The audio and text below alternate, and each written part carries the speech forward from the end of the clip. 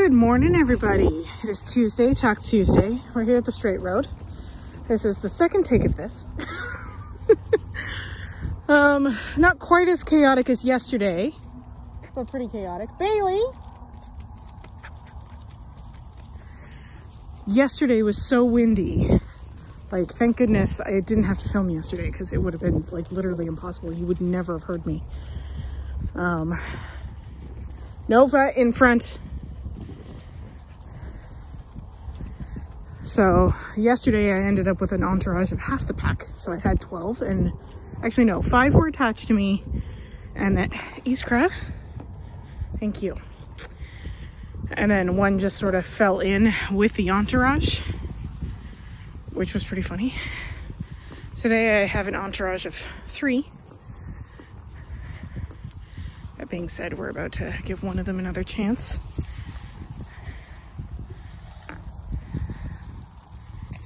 Sit.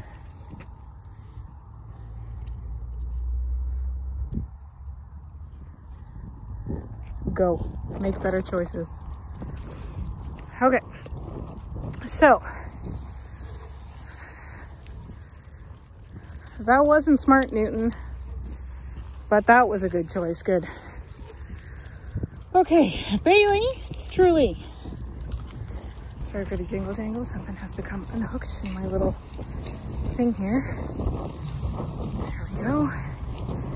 Okay, so yeah, at the straight road, weather's gorgeous, way better than yesterday. Whoa! You okay, Megs? You all right? You good? Okay, go. Good. I don't know if I caught that on film. I wasn't looking at my phone. Don't know where it was pointed. Anywho, okay. 14 today, for those who like a head count. We've got Luna, Rowan losing his dang mind, Tucker, Maggie, Stella, of course, going in the water, because obviously Nova in front, get going. We've got Nova, Hamish, Kronk, Bailey, Cosmo, get going. Cosmo, Bailey, absolutely not. Hold on, let me drop a marker. Okay. Oh, Newton, who's with me, Iskra, who's attached, and May, who has no listening ears today, so she got attached to me too. Doing better than yesterday. Yesterday I had 12 and 5 of them were on lead. Okay, move it. Kronk, that means you too. Nova in front. Yes, I see you have a stick. You still have to go in front. Ryan is like, what is this thing attached to you?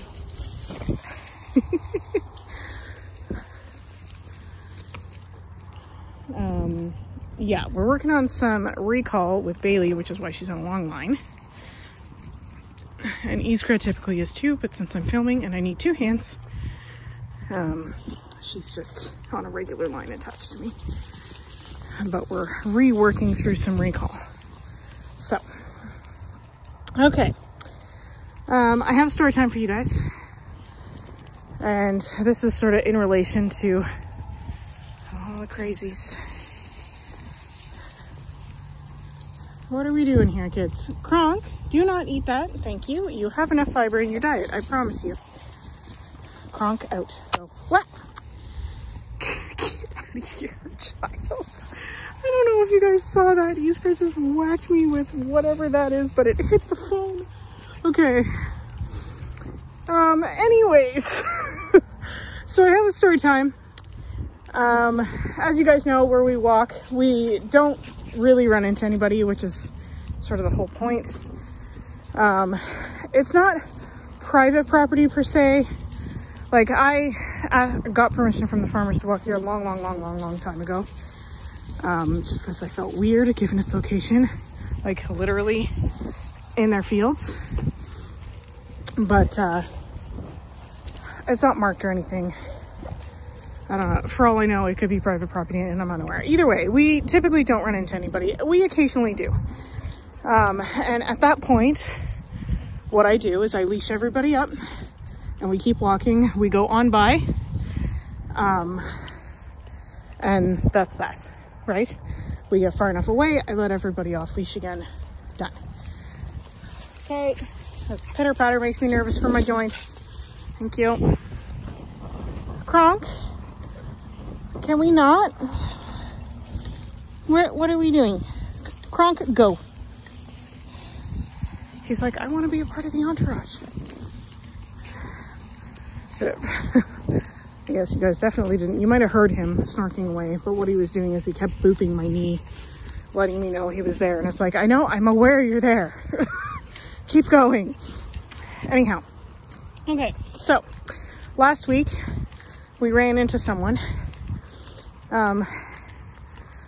It's like, it's not my favorite thing of a day to run into someone. And here's a couple of reasons. A, I don't know the person, I don't know the dog, I don't know the backstory of the dog, I haven't worked with the dog, whatever. So I'm never gonna walk with someone I don't know. Number two, they always try to talk to me, okay? And I know some of you are like laughing right now because you know me. But especially when I'm walking, and I had 15 dogs at the time. So 15 dogs, I have them on leash, everybody attached to me. And this person, she booked it to walk in front of me, and I'm like, hey, whatever, fill your boots. It takes me a while to get geared up anyway. So she basically sprinted with her dogs in front of me, and I'm like, yeah, okay, whatever. I'm never concerned because I leash up my dogs, right? So like, it's not a big deal to just on by to me. Anyway, so I see how far she's gotten. She's already turned around, and I'm like, I'm not going to let them off. I'm just going to leave them on leash until we pass. And it's good practice for them. They're all a little rusty, the whole on leash idea. So I just saw it as a training opportunity. Good God, it's like two tiny titans. I don't know if you can hear those two. No, ma'am. Nova. I have a leash with your name on it. Thank you. What? Iskra, you can't walk in front of me. No killing the walker. Thank you. Yeah, you. Okay. And I see, like, not only with dogs, but also with people, I tend to read body language and stuff. So I can just tell by what's happening. I'm like, I don't know if I'm going to be a fan of this interaction. And I was totally right. So we get within a reasonable distance. She's trying to call her dogs. They're not recalling, like, first strike. She goes and gets them. Like, she's being a responsible dog owner. Super. So she goes and gets them. She attaches them, like, has them on leash, and she starts walking towards, and I can hear her talking. She has a kid. Bailey, that's a hard no. Thank you. Okay, hold on, Megs. Touch. Good, go. Okay, returning. No, you're attached to me. Okay. Good. We have, everybody has turned. Hey, Newton. You realize you forgot me? Got that. We got Bailey. Bailey! Out. Oh, Lord, the stuff that this child will put in her mouth. Rowan, no. Good. Go. Good boy, Ro. Yeah, yesterday he was one of the dogs that ended up on leash. He was just such a jerk yesterday. Anyways, okay. So we're starting to get closer and closer, and I hear her calling out to me and like trying to talk to me. Here's the thing. When I have 15 dogs on leash, I'm not paying attention to you as a person. I'm not going to stop. And here's why. When you stop, if you have reactive dogs, and I do have reactive dogs in this mix, right? When you have reactive dogs, they will react because you have stopped and you give them plenty of time to go through whatever is going through their little head that sets them off. And I could tell that with her dogs because she had two of them. They looked exactly the same. And already from a trainer, if you're gonna get dogs, don't get two puppies of the same age. It's a big struggle with training. It's called littermate syndrome. You can Google it. There's lots of information about it online. Okay, let's go. Terriers. My terrier squad. Thank you. Well, I guess you're a squad of 2 now. You were 3 with Stella, but she went home on Sunday. That was the little Jack Russell. Hey! Rowan, out. Thank you. Let's go. Out. Good boy. You can't just nom your brother's cheeks for his stick, buddy. Good boy, bro. Yeah, that was good. Oh, gross, dude. Okay. Luna? Luna! That's your one. Okay. Yeah, so we're getting closer and closer, and her dogs lose their minds. They're like at the end of their leashes. They're super close to me. Okay, so I'm giving you an example. So I'm standing right here, sort of at one side of the path. Okay, they're on their leash sort of where May is, right? There's no room to pass by, which is what I would normally do. Like, I would keep my pack moving and I would just on by them and call it a day. But because they're lunging and they're doing definitely littermate stuff and reactivity stuff, I'm not bringing the pack anywhere close to them. So I see what's happening and I turn my pack onto the grass. There's not a lot of room up here. It was closer to the front. There's more room. So I got the whole pack on the grass. I had everybody stop. And this is when Stella, the Jack Russell Terrier, started to react. Now, totally normal in a puppy her age, also a Jack Russell Terrier. Talk about syndromes, Jack Russell Terrier syndrome. But she started reacting. Totally normal for a puppy her age. But I have to correct it because that's what we're doing here. So all of this is happening and this woman is still trying to talk to me. Like, while I appreciate the compliment, she was saying like that she was really impressed with what I was doing. I don't have time to talk to you. Like, I am in it with the dogs at this point. I am making sure that, oh, it's giving you a run for your money now.